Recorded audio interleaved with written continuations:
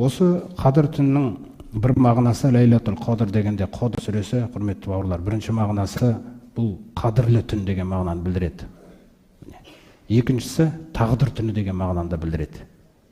Тағдыр түні дегенде осы түнде Алла Тағала келесі қадір түніне дейін мынандай нәрсені жасап отыр. Бізді қызықтыру үшін, түзелуімізге көмектесу үшін да. Келесі қадір түніне дейін тағдырыңды жазам дейді. Осылай бастап отыр. Олай болса, қадір түнінде көреміз, қандай тағдыр саған керек болып тұр жүрегіңде. Қараңыз. Дұғаңнан көреміз. Өйткені ана жақта фиха юфраху кулла амрин хаким дейді Духан сүресінде. Бұл түнде Раббыңның даналығымен шешілген қаншалаған істер шешіледі дейді қазір. Әркімнің тағдырына жоспар жасалады Алла Тағаланың. Ол үшін әркімнің жүрегіне қаралады, сыртымызға қаралмайды. Жүрегіңде не сұрап жатсың осы түнде да? Әміран мен ғиндина. Менің құзырымнан әмірмен келеді дейді періште. Әркімді қарайды. Берік не істеп отыр екен? Беріктің жүрегі қалай екен? Тұрсынның жүрегі қалай болып отыр екен? Кімнің Сабыржанның жүрегі қандай екен? Әрбір жүрекке қаралады.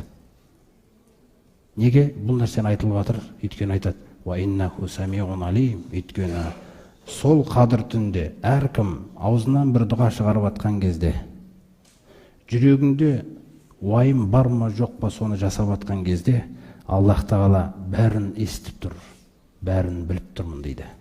Сол Алла Тағаланың сіздің жүрегіңіздегі нәрсені біліп, аузыңыздан шығып жатқан дұғаңызды есту арқылы келесі тағдыр түнге дейін тағдыр жазылады. Сіз сұраған тағдыр екен ол. Сіз оны білмедіңіз де. Сондықтан не сұрайсыз бұл тағдырда? Қандай сізге тағдыр керек?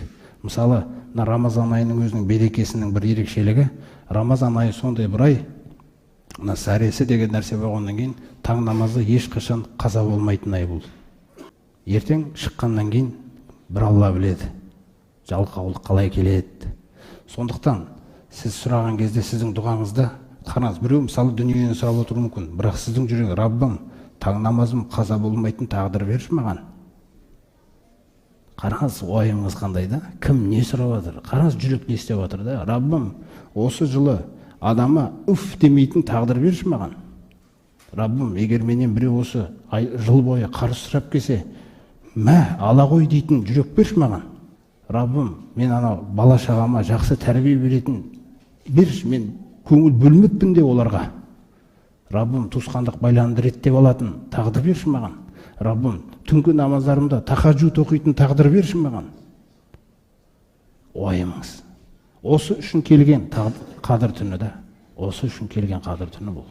Әркім, егер уайымыңыз жүрегіңізде күшті, Алла Тағала естіп тұр, көріп тұр. Сол уайыммен байланысты жазылады тағдыр, құрметті бауырлар.